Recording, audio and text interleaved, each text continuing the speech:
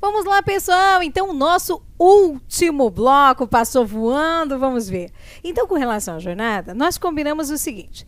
Toda vez que nos depararmos com uma jornada de trabalho descrita pelo examinador, um horário, enfim, em que ele diga que o empregado trabalhava de segunda a sexta-feira, 8 horas por dia, com 30 minutos de intervalo. Por mais simples que pareça, nós vamos buscar 5 coisas. Hora extra, intervalo intrajornada, do artigo 71 da CLT, interjornadas, do artigo 66 da CLT, o descanso semanal remunerado, do artigo 7º, opa, não coloquei aqui o artigo, do artigo 7º, inciso 15 da Constituição e do artigo 67 da CLT, então artigo 7º, 15 da Constituição e artigo 67 da CLT. E aí o intervalo de 35 horas é a soma do intervalo interjornadas, entre uma jornada e outra tem que ter um intervalo mínimo de 11 horas, do artigo 66 da CLT, com esses artigos do descanso semanal remunerado, com esses de cima. Por quê? Voltando a explicar, o DS é esse intervalo de 35 minutos entre uma jornada e outra. Quando no meio tiver o descanso semanal remunerado, é a soma das 24 horas do descanso semanal remunerado, mais as 11 horas de intervalo que tem que existir entre uma jornada de trabalho e outra. Certo? Ótimo. E aí, o adicional noturno que está lá no artigo 73 da CLT. Bom, agora vamos analisar o nosso caso especificamente. Ele trabalhava 8 horas diárias, então não tem direito a horas extras. Intervalo intrajornada. Então, entre uma intrajornada, como ele trabalhava mais de 6 horas, tem direito a intervalo de no mínimo 1 hora, usufruía somente de quantos minutos? 30 minutos. Então, eu tenho que pedir o intervalo intrajornada. Intervalo interjornadas. Entre uma jornada e outra de trabalho, usufruía do descanso semanal, usufruía de 11 horas de intervalo. Eu não tenho exatamente aqui, quando terminava uma, iniciava a outra. Então, não preciso calcular. Não tem esse dado. Depois, seguindo em frente, ele usufruía do descanso semanal remunerado? Usufruía, porque trabalhava de segunda a sexta, não trabalhava sábado, nem trabalhava domingo. Depois, usufruía do intervalo de 35 horas? Não temos como saber, porque não sabemos quando terminava uma jornada e iniciava a outra. Certo? Só sabemos que trabalhava 8 horas por dia, mas não sabemos que horas que começava essas 8 horas e que horas que terminava. Não. E o adicional noturno? Ele tem direito ao adicional noturno, devemos pedir, não sabemos exatamente o horário que ele trabalhava. Porque se o examinador tivesse nos dito que ele trabalhava das 22 às 5, nós teríamos pedido o adicional noturno. Não temos esse dado. Então, o que vamos pedir? O intervalo intrajornada. Gente, e se tivessem todos esses pedidos para serem formulados? Você ia abrir um tópico para cada pedido. Isso por quê? Porque é mais fácil de escrever. Sempre que o artigo for diferente, o artigo, um é o 71, o outro é o 73, o outro é o 7º, 15 da Constituição. Se o artigo for diferente, abra um tópico diferente. Combinado? É mais fácil de escrever. Você conta o fato, traz um fundamento e o pedido fica mais claro para quem vai corrigir. Se o fundamento legal é diferente, um tópico diferente. Fica muito mais fácil para o examinador corrigir. Tá bom? Então, vamos em frente. Chegando lá na sequência, nós vamos abrir o nosso tópico. E quando nós abrimos o tópico do intervalo intrajornada, vamos procurar o artigo. Quero mostrar para você. Artigo 71. Em qualquer trabalho contínuo, cuja duração exceda 6 horas, então mais de 6 horas, é obrigatória a concessão de um intervalo para repouso ou alimentação, o qual será de, no mínimo, 1 hora. Mínimo 1 hora. E salvo acordo escrito ou contrato coletivo de trabalho, em contrário, não poderá exceder a 2 horas. Então, às vezes, o que faz o examinador? Ele apresenta uma proposta em que o intervalo é de 2 horas. Ele é de no mínimo 1 hora, no máximo 2 horas, então não há problema nenhum. E às vezes, o que você tem que dizer é que não há problema nenhum, não há horas extras. Embora, somando as 4 horas da manhã, mais 2 horas de intervalo, mais 4 horas da tarde, o trabalhador fique nas proximidades da empresa 10 horas, não há problema nenhum. Porque o intervalo não é computado na jornada. Então, são 4 horas de trabalho, parou 2 para o almoço, não tem problema, e mais 4 horas de trabalho. Ele foi embora ao final de 10. Não tem problema. E aí você tem que identificar que é no mínimo 1 hora, no máximo 2, então essas 2 estão certas. Isso principalmente na contestação. Às vezes é só isso que o examinador quer de você. Nosso examinador, ele testa a sua habilidade de raciocinar um pouco com as coisas óbvias, sabe? Então, vamos nos preparar desde a primeira aula de peças para isso. Não excedendo de 6 horas o trabalho. Então, se não passar de 6, aí será, entretanto, obrigatório um intervalo de 15 minutos. Então, vamos imaginar que não ultrapassou 6 horas de trabalho, embora tenha passado de 4. A ideia é a seguinte: até 4 não tem direito a nada. Acima de 4 e até 6 horas tem direito ao intervalo de 15 minutos. No mínimo 15 minutos. E acima de 6 horas tem direito ao intervalo de no mínimo 1 hora e no máximo 2 horas. Mínimo 1, máximo 2 horas. Salvo acordo ou convenção que pode aumentar esse intervalo. Bom, com isso o que é que nós temos? Nós temos aqui a seguinte situação. Se o empregado usufrui de apenas 10 minutos, no caso em que trabalha mais de 4 e até 6, você tem que pedir a diferença, 5 minutos. Se ele usufrui de 30 minutos de intervalo, tinha direito a 1 hora.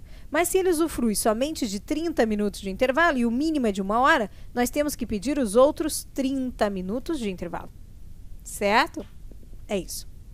Aí olha o parágrafo 4º do artigo 71, que você vai destacar também. A não concessão ou a concessão parcial do intervalo entre a jornada mínima para repouso ou alimentação a empregados urbanos e rurais implica o pagamento. Isso aqui é fundamental. De natureza indenizatória. Depois da reforma é de natureza indenizatória. Apenas do período suprimido, com acréscimo de 50%, sobre o valor da remuneração da hora normal de trabalho. No mínimo, 50%.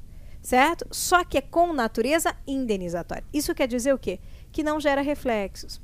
Bom, pensando nos reflexos, toda vez que você tiver um pedido, toda vez que você tiver que formular um pedido, você vai fazer assim, fato, fundamento e vai formular o pedido. Quando você finalizar o pedido, então esse pedido acabou, você vai partir para alguns passos. Primeiro passo, o que você acabou de pedir tem natureza salarial ou indenizatória? Porque se tem natureza salarial, você vai avançar para o tópico 2. Aqui nós já esbarramos. O intervalo tem natureza de indenização. É como dano moral. Não gera aumento de verbas, de outras verbas trabalhistas. Segundo passo. Se tem natureza salarial, então nós vamos pedir reflexos. Reflexos. Em que tipo de verbas? Em verbas contratuais e em verbas resilitórias. Contratuais e resilitórias. O que são essas tais verbas de natureza, verbas contratuais e resilitórias?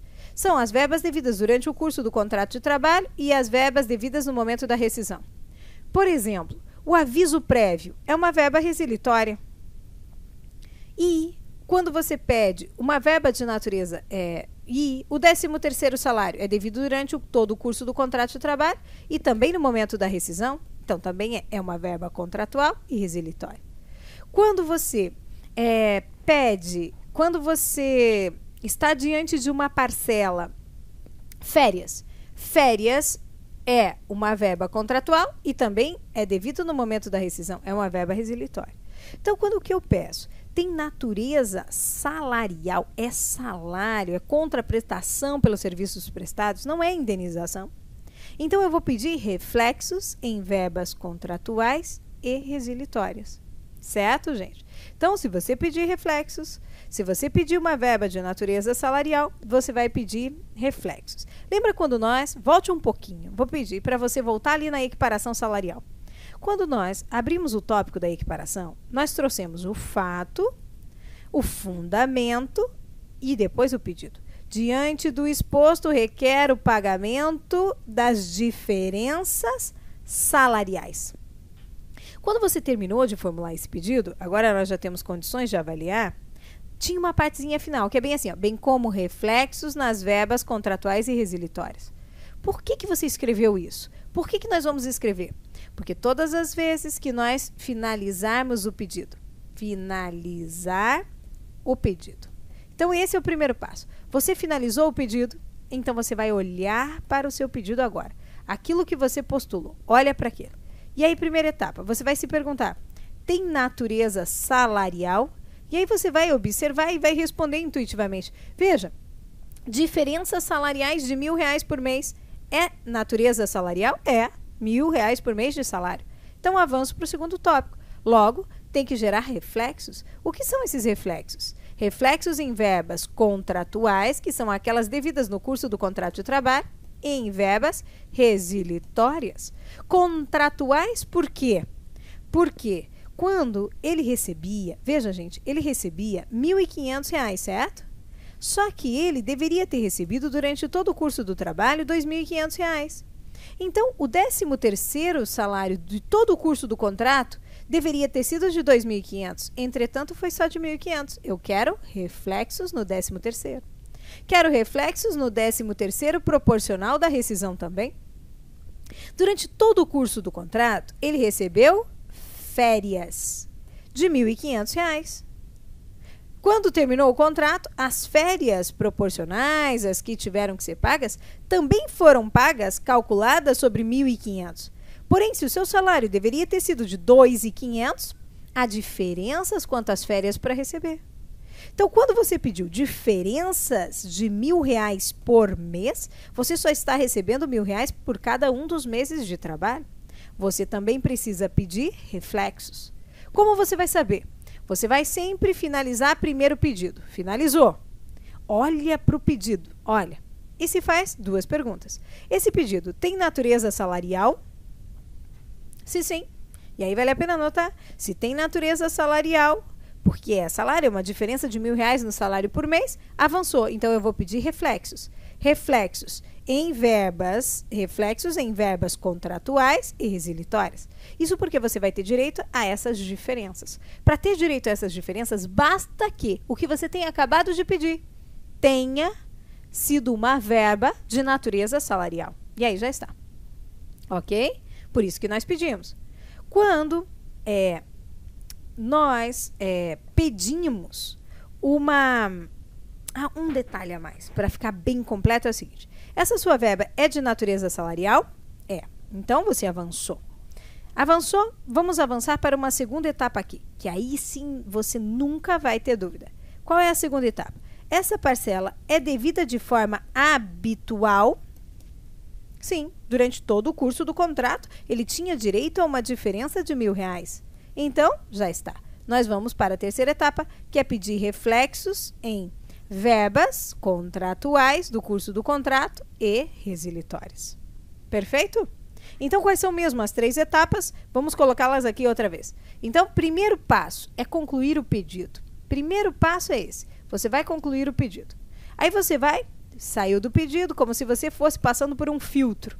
Primeira etapa do filtro. Você vai verificar como uma chuva que vem e tem que passar por esse filtro.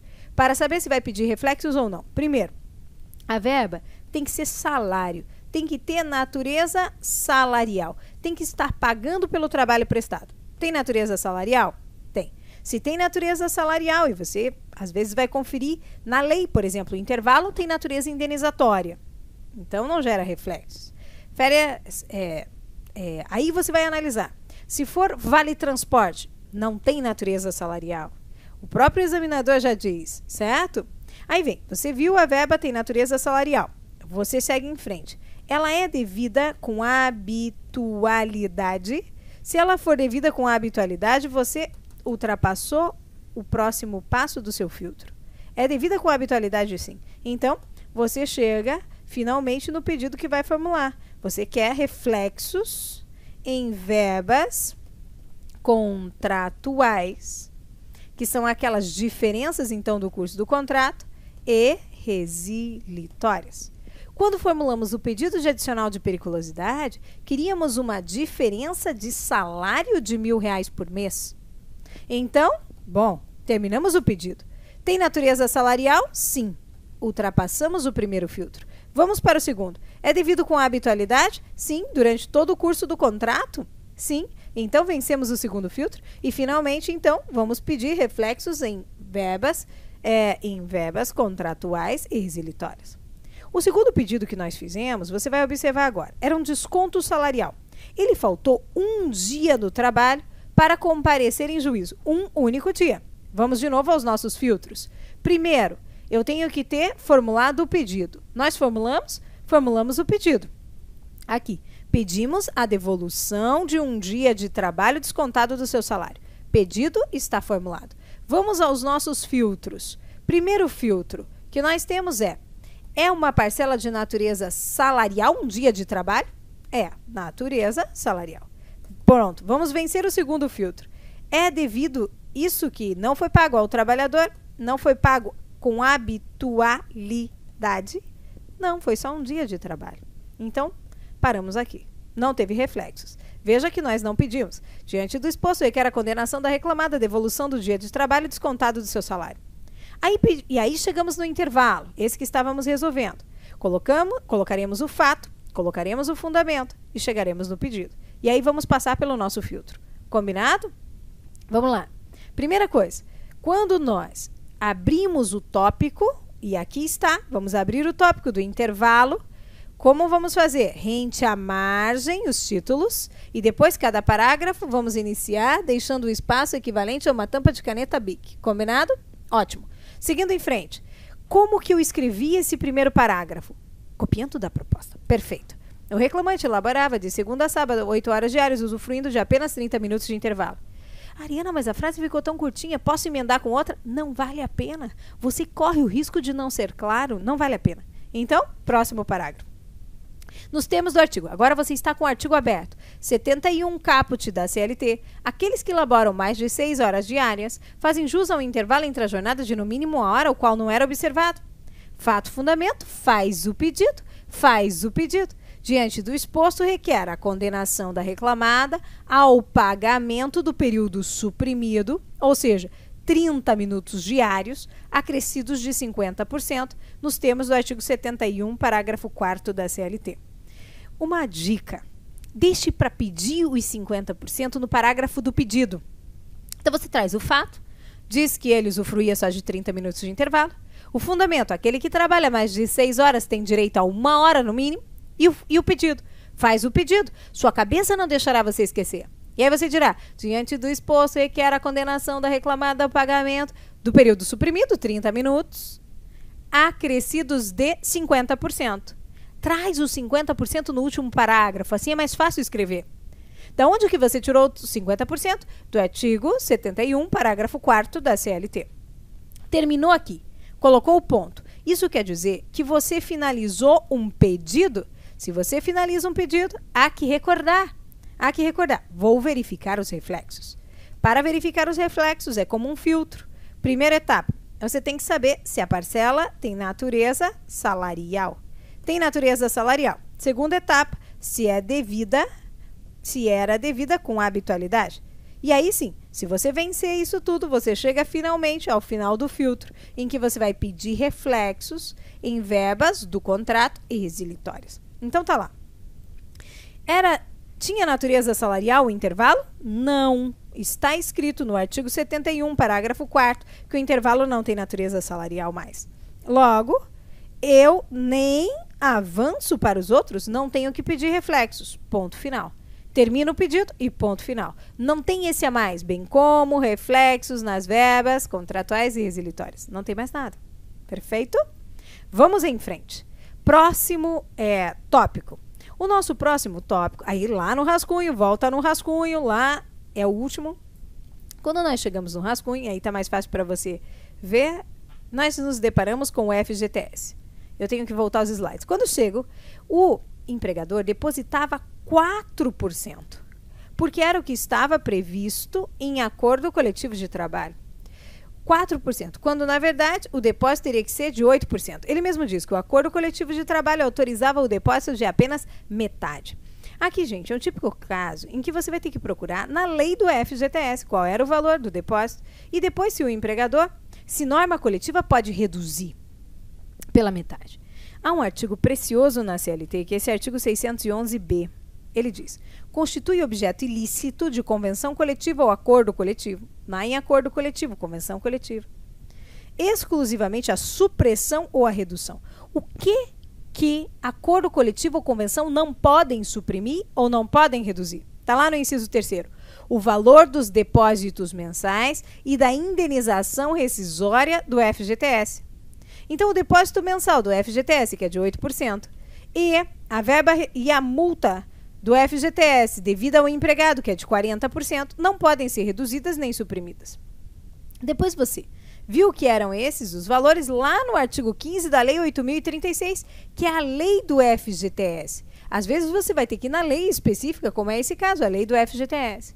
E lá está escrito: para os fins previstos nessa lei, todos os empregadores ficam obrigados a depositar até o dia 7 de cada mês, em conta vinculada à importância correspondente a 8% da remuneração paga ou devida no mês anterior a cada trabalhador. 8%. E ele depositava 4%. Então tá lá.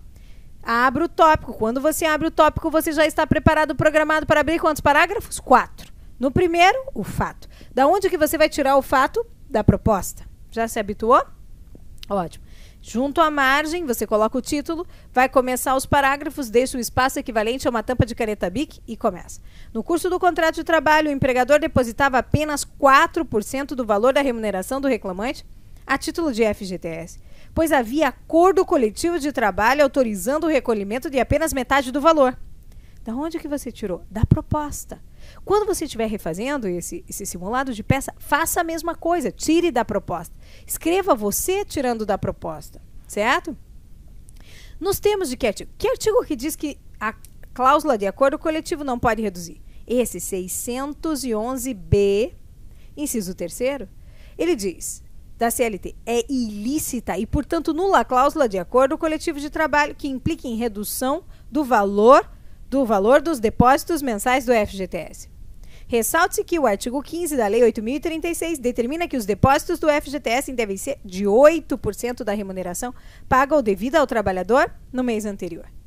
Fato fundamento faz o pedido. Diante do exposto, o que se requer? A declaração de nulidade da cláusula do acordo coletivo que determina a redução dos depósitos e a condenação da reclamada ao pagamento dessas diferenças salariais. Certo, gente? Ótimo. Como não é salário, você não vai pedir reflexos em outras verbas de natureza salarial. Não aumenta outras verbas de natureza salarial, mas você cogitou. Pronto. E aí agora? Agora, acabaram-se todos os tópicos, nós temos que lembrar de pedir sempre, em toda reclamação trabalhista, os honorários advocatícios sucumbenciais. Os honorários advocatícios sucumbenciais, previstos lá no artigo 791 da CLT, são devidos em todas as reclamações propostas agora, como você vai propor, depois da reforma trabalhista. Ao advogado, ainda que atue em causa própria, serão devidos honorários de sucumbência fixados entre o mínimo de 5% e o máximo de 15%. Sobre o valor que resultar da liquidação da sentença, do proveito econômico obtido ou não sendo possível mensurá-lo, sobre o valor atualizado da causa. Certo? E aí nós vamos pedir, num parágrafo muito, muito simples. Aqui, requer a condenação da reclamada ao pagamento dos honorários advocatícios na importância máxima, 15% sobre o valor que resultar da liquidação, nos termos do artigo 791-A da CLT. Certo, gente? Aí acabou. Acabou todo o mérito. Você procurou 1, preliminares, não tinha. 2, mérito. E a técnica é muito simples. Fato, fundamento, faz o pedido. Fato, fundamento, faz o pedido. Fato, da proposta. Fundamento, com o artigo aberto. Pedido, diante do exposto, requer aquilo que você quer. Finalizou o pedido, você vai se perguntar, será que eu preciso pedir reflexos? Para isso, aquilo que eu acabei de pedir, eu olho para aquilo que eu acabei de pedir. Se tem natureza salarial, eu avanço. É devido com habitualidade? Fechei o cerco? Sim, se o que eu quero é com habitualidade, então vou pedir reflexos em verbas contratuais e resilitórias. Pronto. Se não tem natureza salarial, não aumenta outras verbas, não vai aumentar 13º, férias, não vai aumentar as outras verbas. Então, eu não peço reflexos. Certo? Ótimo. E aí vem agora o tópico dos pedidos, que é a repetição dos pedidos, bem sucintamente. Diante do exposto requer a condenação da reclamada ao pagamento de diferenças salariais, bem como reflexos nas verbas contratuais e resilitórias. O importante é que, ao final, você deixe um R cifrão para indicar que você sabe o que prevê o artigo 840, parágrafo 1º da CLT. Ele prevê que o pedido precisa ser certo, o pedido precisa ser determinado e para todos os procedimentos ele tem que ter o valor, então com o valor. E aí de duas uma, ou o examinador quer que você coloque o valor e mesmo assim você não vai colocar, a não ser que você saiba fazer contas, vai deixar só o espaço. E aí pode ser sim que que ele desconte alguns pontos, mas é importante que você tenha condições de garantir. Sim, tenha condições de garantir 98% da prova e não se perca por causa de 2. Não dá tempo de aprender a fazer as contas agora. Ou ele dispense os valores. E aí você, da mesma forma, vai colocar esse R cifrão. Não vai colocar o valor, o cálculo em si, já sabe que está dispensado, mas vai deixar o R cifrão para indicar que sabe que na vida real, numa petição da vida real, colocaria o valor exato. Ou seja, repito todos os pedidos e ao final coloco esse R cifrão para os pedidos condenatórios. E por fim, 3 requerimentos finais. Diante do exposto requer, vamos lembrar de 3 coisas: notificação, produção de provas, procedência dos pedidos. Aqui esse terceiro tem 3 partes. Procedência de todos os pedidos, porque viu que alguns você pediu retificação da CTPS, você pediu...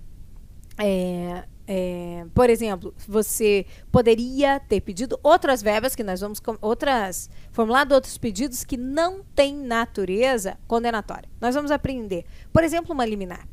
Então eu quero a procedência de todos os pedidos, bem como e assim a condenação da reclamada no pagamento das verbas postuladas. Esses valores eu quero acrescidos de quê? De juros e correção monetária. Então, notificação, produção de provas e procedência dos pedidos com a condenação da reclamada no pagamento das verbas postuladas com juros e correção monetária. E aí, por fim, deixa eu mostrar completo como ficou. Notificação da reclamada para oferecer resposta à reclamatória trabalhista sob pena de revelia e confissão quanto à matéria de fato. Reclamatória e reclamação é a mesma coisa. Produção de todos os meios de provas em direito admitidas, em especial documental, depoimento pessoal e ativa de testemunhas. Por fim, você quer a procedência dos pedidos com a condenação da reclamada ao pagamento das verbas postuladas acrescidas de juros e correção monetária. Aí atribui-se à causa o valor correspondente à somatória dos valores dos pedidos. E aí vai finalizar, que é para dar sorte. Nesses termos, pede deferimento, local e data, advogado, OAB, número, sem inventar dados. Ariana, eu escrevo assim mesmo, correspondente à somatória dos valores? Sim. É isso aí, gente. Terminamos a nossa primeira peça processual já. É facílimo fazer peça aqui no nosso processo do trabalho. E nós vamos aprender fazendo mais, carregação das mangas e treinando. Na nossa próxima aula, vamos exercitar mais simulados de peça. Agora o ideal é que você refaça passo a passo. Por quê? Quando você refizer esse exercício, no próximo você vai estar mais familiarizado, mais fácil vai ser, mais coisas você vai guardar. Aquelas informações já vão vir novamente. Você vai estar mais próximo da aprovação. Bom, nós finalizamos a primeira aula. E eu garanto a você que você vai viver uma sensação maravilhosa. Sabe que não vai ser fácil. Nessa caminhada você vai estudar bastante, vai treinar bastante, vai escrever muito, vai fazer muitas peças processuais. E sabe qual é o desafio maior? O desafio maior é de chegar até o final do cronograma, sabia? É verdade, falo muito sinceramente com vocês. Às vezes, as pessoas desistem pelo meio do caminho e é isso que você não pode deixar acontecer. Faça o nosso ritual, coloque esse cronograma na parede, se comprometa, manda uma foto para mim, você já colocou, começou para você. Risque essa primeira aula, comemore as suas pequenas vitórias, cada avanço que você der, Porque quando chegar no final, você terá feito a sua parte. Você terá vencido, terá feito a sua parte. E terá adquirido uma experiência para raciocinar, terá adquirido tranquilidade para fazer rascunho.